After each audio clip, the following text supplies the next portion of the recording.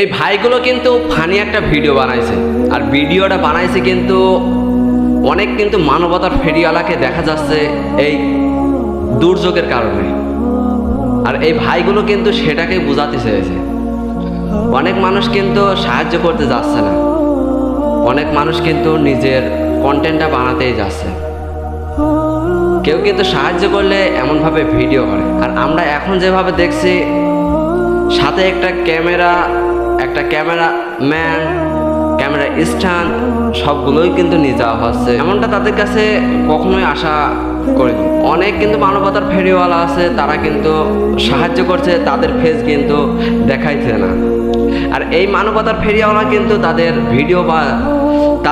ভিডিওর মাধ্যমে সামনে নিয়ে আসছে যে আমি এত পরিমাণের আজকে দান করেছি, এই ফেনীবাসীদের আমি সাহায্য করলাম, এবং এই ফেনীবাসীদের খুব অসহায়, তাই তাদেরকে কিছু টাকা বা অনেকগুলো খাবার আমরা দান করলাম।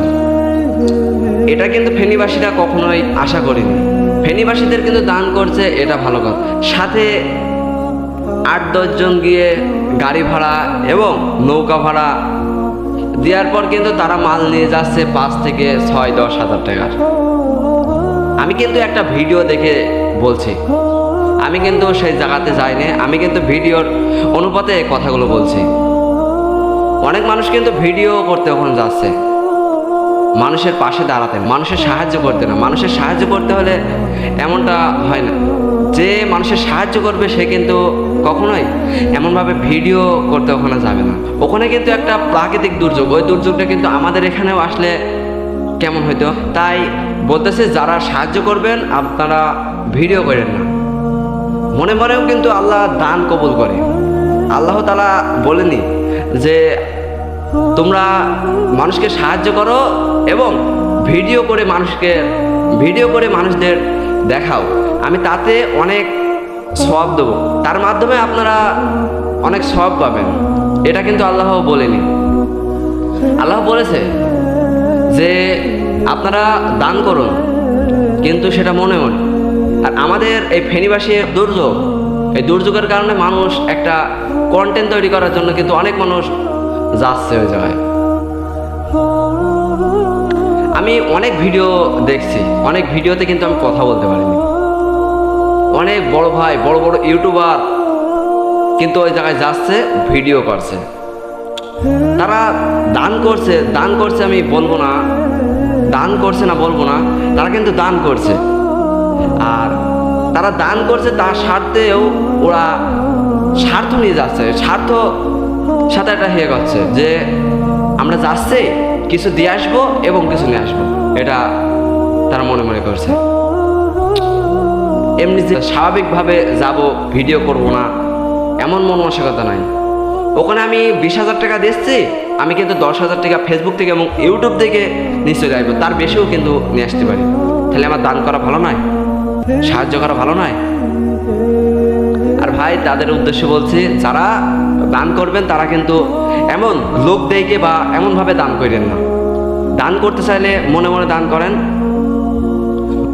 অনেক মানুষ দেখা গেছে যে দান করেছে, অনেক টাকা দান করেছে, এই যে ভিডিওর মাধ্যমে দেখাইছে, এই যে আমরা আজকে দান করলাম এত টাকা, আমরা ফেনীবাসীদের এত টাকা দান করলাম, আমরা এই খাবারটা খাওয়াবো, ফেনীবাসীদের জন্য লাইফ জ্যাকেট নিয়ে এসেছি, ফেনীবাসীদের জন্য এই যে আমরা ত্রাণ নিয়ে এসেছি, অনেকগুলো খাবার নিয়ে এসেছি, আজকে ফেনীবাসীর জন্য 600 ঘর আমরা খাবার নিয়ে এসেছি, ফেনীবাসীর জন্য দান করব, ভিডিওর ফুটেজ। আর এই ভিডিওটা কিন্তু ইউটিউব বা ফেসবুকে আপলোড করছে, এটা আপলোড করছে তাদের স্বার্থে, এমনি না। তারা কিন্তু এমনি ওখানে যায়নি, তারা গেছে তাদের স্বার্থ নিয়ে যে আমরা 20,000 টাকা দেবো, আমরা 20,000 টাকা দেবো, সেই টাকাটা যেন 40,000 রুপয়ে আসে, সেই কারণে কিন্তু তারা ওই জায়গায় গিয়েছে।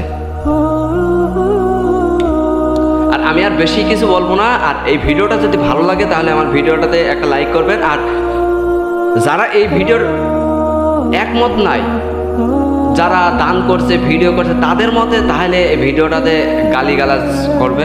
আর যারা আমার মতে তারা তো সব কিছু করবে না, গালিগালাজ করবে না। ভাই দান করলে অমন করে করতে নেই, মনে মনে দান করুন। ভিডিও করতে যাচ্ছেন কেন? ভিডিও করতে ওখানকার মানুষ কত কষ্টই আছে, কত মানুষ মারা যাচ্ছে।